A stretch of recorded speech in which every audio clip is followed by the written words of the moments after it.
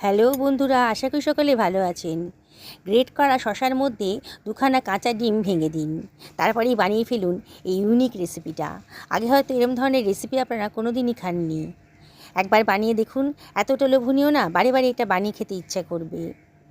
আমি এখানে একখানা শশা নিয়ে নিয়েছি। শশাটা আগে থেকে ভালো করে ধুয়ে নিয়েছি। মাথার দিকের অংশটা আর বোটার দিকের অংশটা একটু কেটে বাদ দিয়ে দিচ্ছি। এইভাবে একটু ঘষে নেবেন, তাহলে শশার ভিতরে যে কষ ভাবটা থাকে কিংবা তেতো তেতো ভাবটা থাকে সেটা কিন্তু বেরিয়ে যাবে। সাইড থেকে আবারও একটু কেটে বাদ দিয়ে দিলাম। এইবার এই শশাটা আমি খোসা ছাড়াবার দরকার নেই, শশাটা একেবারেই কচি। একটা গ্রেটারের সাহায্যে আমি এটাকে গ্রেট করে নিচ্ছি। বড় সাইজের যে গ্রেটারের মুখটা আছে সেটা দিয়ে আমি গ্রেট করে নিচ্ছি। অসম্ভব টেস্টি আর একেবারে নতুন ধরনের একটা রেসিপি আজকে তৈরি হতে চলেছে। আপনারা অবাক হয়ে যাবেন, ভাববেন এরম ধরনের রেসিপি আগে কেন জানতাম না।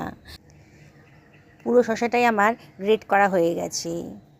শশার গা থেকে কিন্তু অনেকটাই জল বেরিয়েছে। শশা কিন্তু স্বাস্থ্যের পক্ষে ভীষণই ভালো।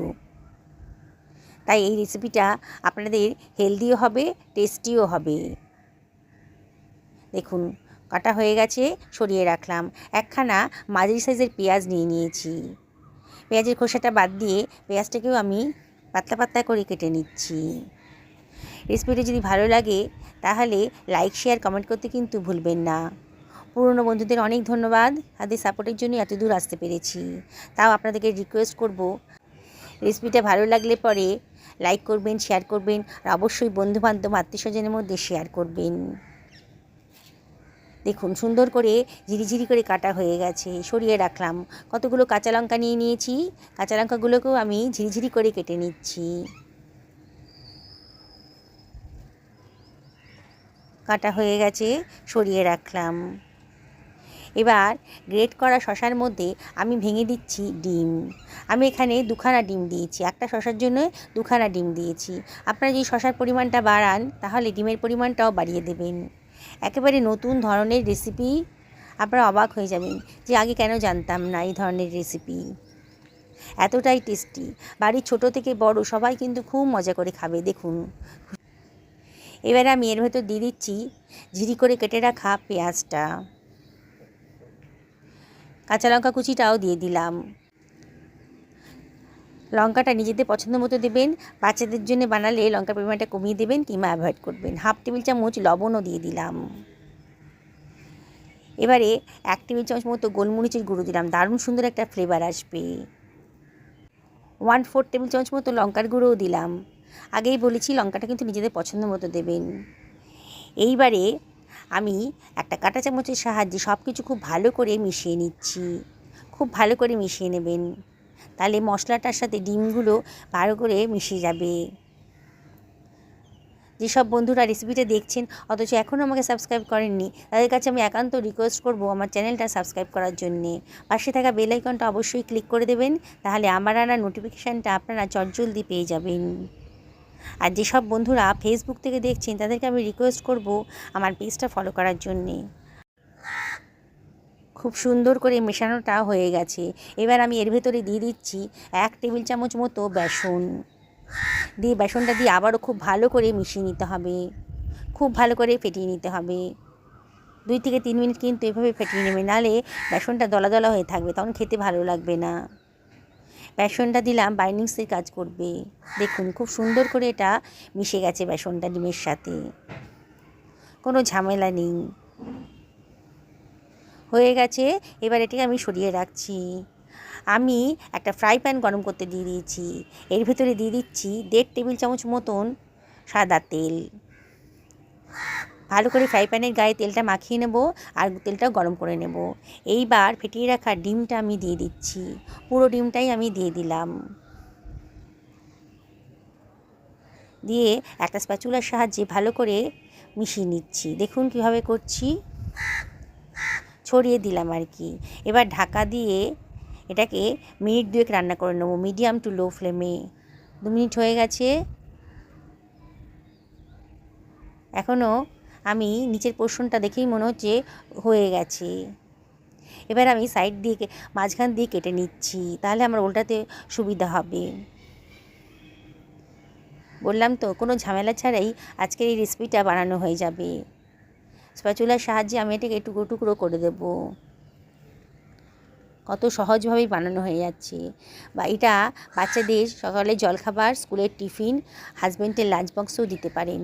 বিকেলে যদি হালকা ফুলকা খিদে পায় তাহলেও কিন্তু এই রেসিপিটা আপনারা বানিয়ে ফেলতে পারবেন। বাড়িতে অতিথি আসছে, কোনো ঝামেলাই নেই। নতুন কিছু বানিয়ে খাওয়াতে চাইছেন, তাহলে শসা দিয়ে এই রেসিপিটা বানিয়ে ফেলুন। আমি ওপর থেকে আবারও হাফ টেবিল চামচ মতো তেল দিয়ে দিলাম। অতিথিদের জন্য এই রেসিপিটা যদি বানিয়ে খাওয়ান না, তাহলে কিন্তু তারা অবাক হয়ে যাবে, বিশ্বাসই করতে পারবেন না শসা দিয়ে আপনি এই এত সুন্দর একটা রেসিপি বানিয়েছেন। একেবারে নতুন স্বাদের রেসিপি। আগে হয়তো এরম ধরনের রেসিপি আপনাকে কেউই করে খাওয়ায়নি, তাই একবার অবশ্যই এটা বানিয়ে নেবেন। দেখুন, এটাকে আমি উল্টে দিলাম, একটা পোর্শন উল্টে দিলাম। বললাম তো, কোনো ঝামেলাই নেই। আর একবার যদি বাড়িতে বানিয়ে খাওয়ান না কাউকে, দেখবেন সে কিন্তু বলবে প্রতিদিনই এই ব্রেকফাস্টটা আপনি দিন। এতটাই টেস্টি আর সেরকমই হেলদি।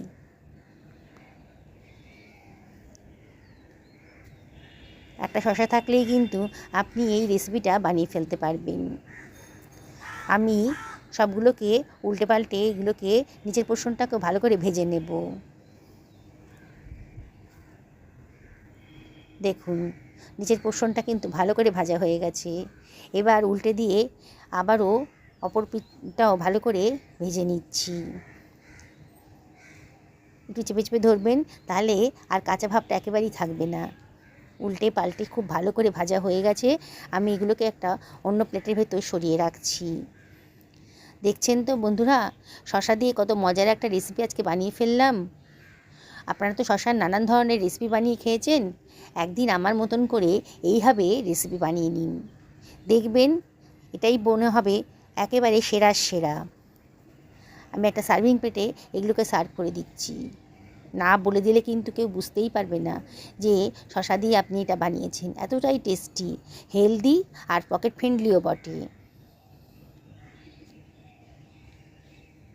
সবগুলো আমার সার্ভ করা হয়ে গেছে।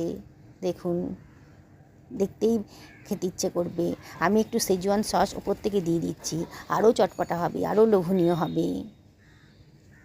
বললাম তো, বাড়িতে অতিথি এলে আর কোনো চিন্তাই করতে হবে না, এই রেসিপিটা বানিয়ে দিন। হোটেল রেস্টুরেন্ট থেকে আনতে গেলে কিন্তু অনেক খরচ পড়ে যেত, আর কত সামান্য খরচে অল্প সময়ের ভেতর দারুণ স্বাদের এই রেসিপিটা খেয়ে কিন্তু আপনার অতিথিটা আপনার প্রশংসারই করবে। সেজওয়ান সসটা খুব ভালো করে আমি মাখিয়ে নিলাম। এবার দিয়ে দিচ্ছি একটুখানি টমেটো সস, আরও চটপটা বানানোর জন্যে, আরও টেস্টি বানানোর জন্যে। আপনাদের যদি মনে হয় এগুলো ছাড়া খাবেন, তাহলেও কিন্তু সুন্দর খেতে লাগবে। একটু সস দিয়ে দিলাম, টমেটো সস, আর দিয়ে দিচ্ছি সামান্য একটুখানি গোলমরিচের গুঁড়ো।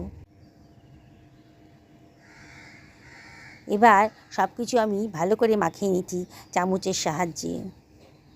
এতটা টেস্টি না, এই স্বাদ কিন্তু ভুলতে পারবেন না। দেখেই আপনাদের বানাতে ইচ্ছে করবে, এতটাই টেস্টি। একেবারে নতুন ধরনের নতুন স্বাদের রেসিপি, কোনো একঘেয়েমি নেই। দেখুন কতটা লোভনীয় হয়েছে, দেখেই বানাতে ইচ্ছে করছে তো।